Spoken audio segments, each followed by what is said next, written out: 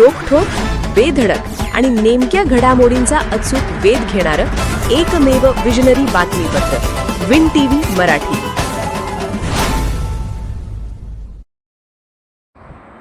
Router इन्फोटेकच्या स्पर्धा परीक्षेत वारणानगरची भास्कराचार्य ठरली ऐतवडे खुर्दची आरोही पंडित पाटील.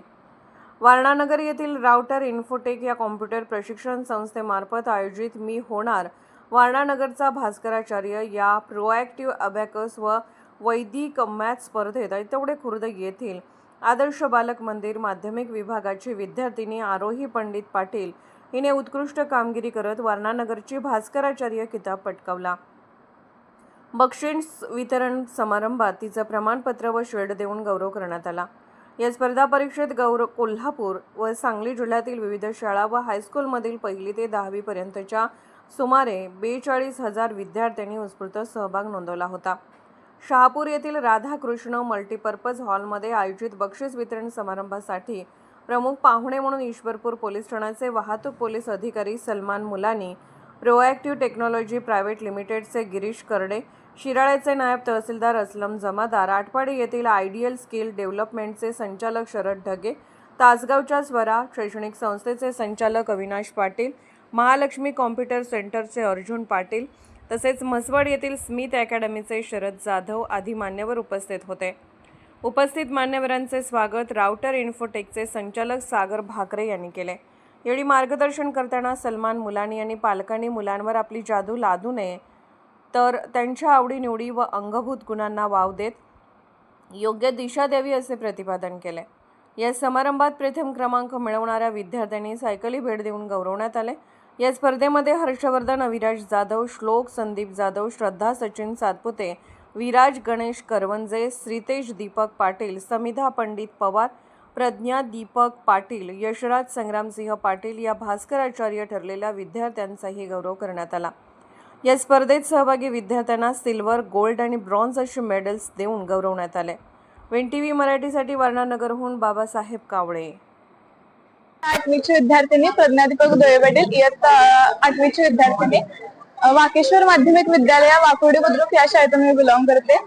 2026 मध्ये झालेला मी होणार वारणानगरचा भास्कराचार्य या परीक्षेत मी सहभागी झालेले आणि याच परीक्षेचे आज वितरण समारंभ आहे आणि या वितरण समारंभामध्ये मी आता 8वी मधून प्रथम क्रमांक मिळवला. याबद्दल मला खूप छान वाटले आणि राउटर इन्फोटेक ही संस्था, या संस्थेने परीक्षेचे खूप चांगले नियोजन केले आणि बक्षीस वितरणाचा पण समारंभ खूप चांगल्या पद्धतीने पार पडला. याबद्दल मी त्यांचंही खूप आभार मानते आणि ही परीक्षा एक अत्यंत चांगली मुलांसाठी एक चांगली परीक्षा आहे असं मी संबोधते. कारण परीक्षेमुळे आपल्याला मुलांना वेळेचं मॅनेजमेंट कसं करायचं इत्यादी विषयी माहिती मिळते आणि या परीक्षेचं वैशिष्ट्य म्हणजे प्रथमतः कुठल्या तरी परीक्षेत जर वेळेची मर्यादा ठेवली असेल तर ही परीक्षा असावी ती आणि या परीक्षेमुळे प्रत्येक विविध विद्यार्थ्यांना खूप चांगला त्यांचा परिणाम झाला असेल असं मी संबोधते.